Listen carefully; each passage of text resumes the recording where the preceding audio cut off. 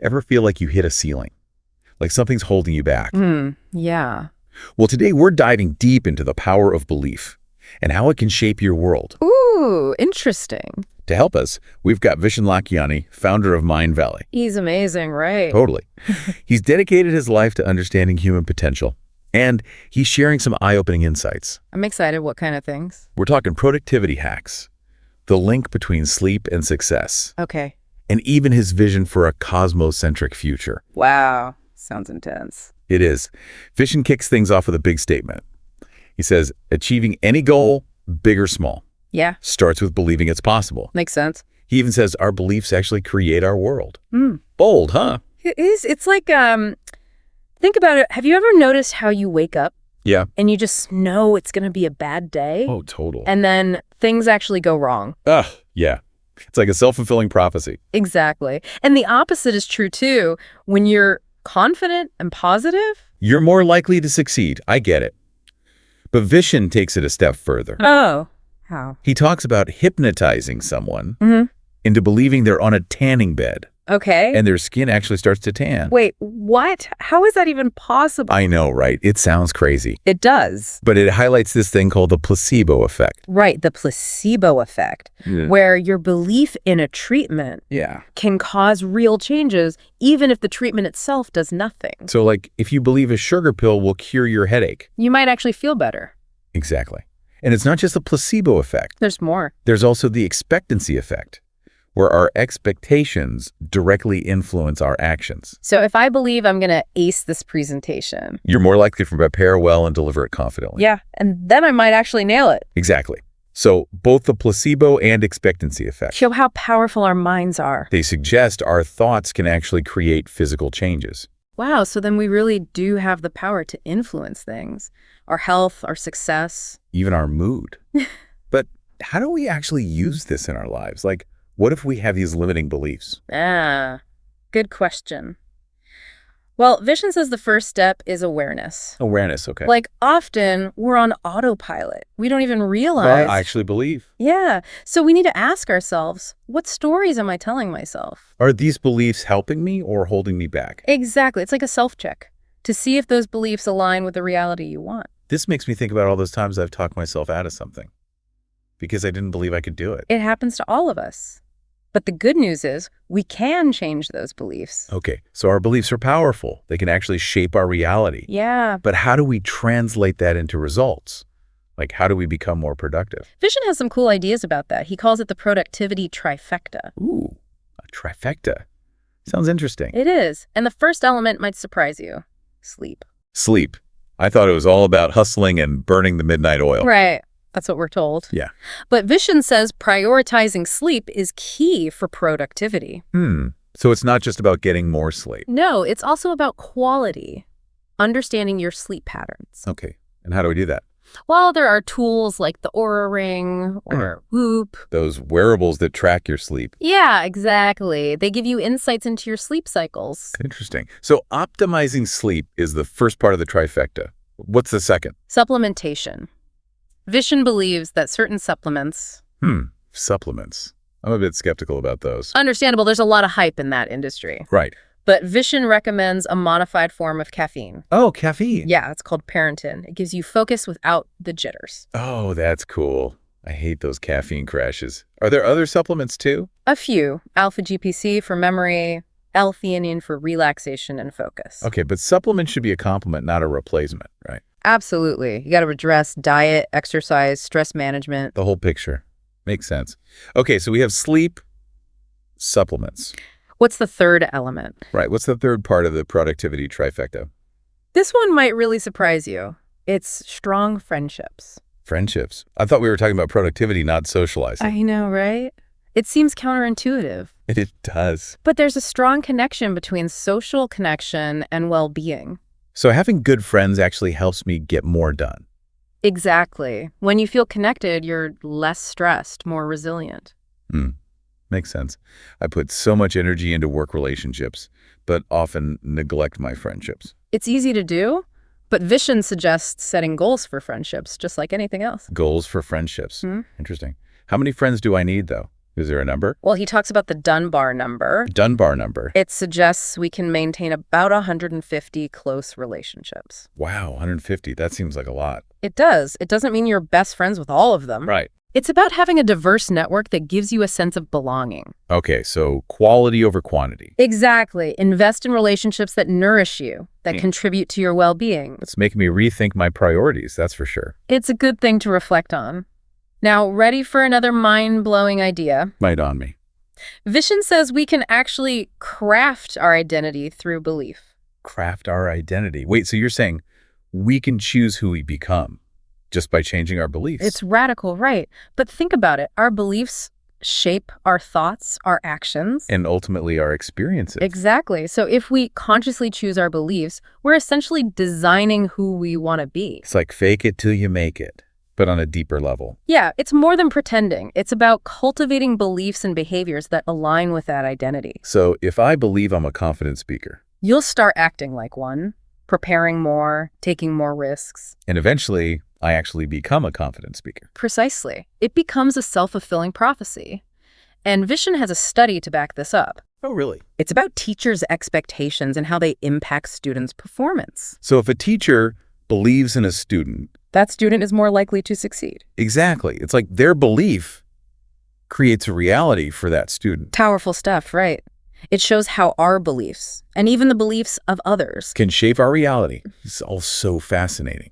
But it also raises some questions. like what? Well, if we can craft our identity through belief, does that mean we're solely responsible for everything that happens in our lives? That's a great question, and it's something we'll definitely explore in the next part of our deep dive. I can't wait.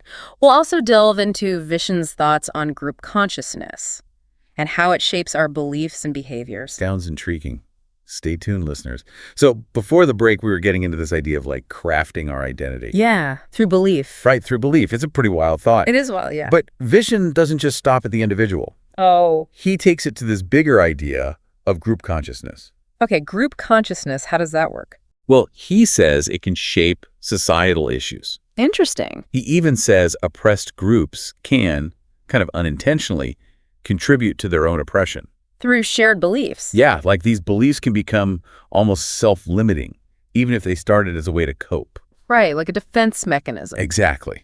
And this next part is going to be a little controversial. Go on. Vishen suggests some political ideologies, particularly on the right, exploit this group consciousness How so? by creating fear of the other. Yeah, that's a tactic that's been used for a long time. It has. And it's a good reminder to be critical thinkers, question the narratives we're given. Especially in politics, right? Big time. Okay, so we've talked about belief, Yeah. but I'm curious about what Vishen says about emotions. Like, what's the most powerful human emotion? Ooh, good question.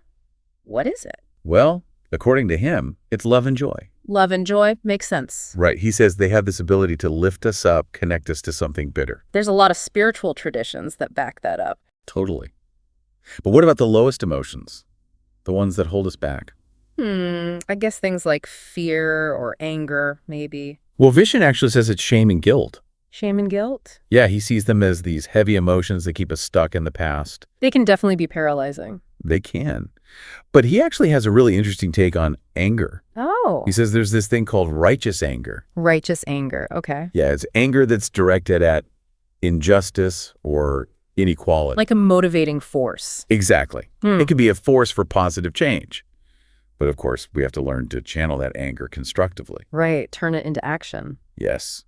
And speaking of dealing with negative emotions, Vishen is a big fan of forgiveness. Forgiveness. I can see why. He calls it a biohack for releasing resentment. It's not easy, though. No, definitely not always easy, but it can be liberating. So true. All right. So we've covered belief. We've covered emotions. What else? Well, Vishen also had some things to say about happiness. Oh yeah, everyone wants to know the secret to happiness. Right. So what's the answer? Well, Vishen's view is kind of different. He says happiness isn't a destination. It's not. Nope, he says it's a journey. A journey. Okay. I like that. Me too. It takes the pressure off. So then what does make us happy? He says it's about meaning, growth, and connection. Meaning, growth, and connection. Yep. Finding your purpose, learning new things, and nurturing those relationships. Okay. That makes sense. He even uses the example of being a new parent. Ah, right. Lots of challenges, but also lots of joy. Exactly. It's finding happiness in the midst of all the chaos. The full human experience. Exactly. Now, ready for another curveball? Hit me with it. Vishen says the pursuit of spirituality can actually make some people miserable. Whoa, hold on, really? He says if it becomes all about self-punishment or denial, I see that. right? Like, true spirituality should be about connection, not suffering. It's about finding an approach that brings you joy. Yes.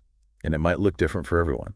So true. Okay, this is all great, but can we get personal for a sec? Oh, you want to talk about dating and relationships? That's exactly what I was thinking. Well, Vishen has a great dating tip. He says, approach it with the goal of meeting a good person, not closing a deal. Ha, closing a deal. I love that. Right. Like, just be yourself. Enjoy getting to know someone. And you also talked about the benefits of platonic friendships with the opposite sex. Yes, I loved that It part. broadens your perspective. And challenges gender stereotypes. Totally. Okay, so we've talked about dating, but what about long-term relationships? Well, Vishen actually opened up about his divorce. He did. Yeah, and he talked about this idea of conscious uncoupling. Conscious uncoupling. I've heard of that. It's about approaching divorce with grace and compassion, Putting the well-being of everyone first. especially the kids. So important. He and his ex-wife actually used a specific methodology for this. Oh, wow. They even still go on family trips together. That's incredible. It is. And one of the things he said that really stuck with me was the greatest gift a man can give his children is to love their mother. Powerful stuff. It is, and it applies to anyone going through a divorce. It's about creating a more loving dynamic, even in tough situations. It's a message of hope. It is. So we've talked about Vishen's views on so many things: belief, productivity, emotions, happiness, relationships. It's a lot. It is. I'm exhausted just thinking about it. Me too. But I'm curious, what drives Vishen? Like, what's his motivation? Yeah, why does he keep pushing forward, creating new things? Well, his answer was actually really simple. He said the work itself is fulfilling to him. he just loves what he does. Exactly. It's not about external validation or success. It's about the work. Finding your passion, that's so important. It is. And he also talked about finding meaning through growth and contribution. So he's always learning, evolving. Yep. Not staying stagnant. That's how he stays motivated. It is. And his enthusiasm is seriously contagious. You just want to learn and grow alongside him. That's the sign of a great teacher. It is.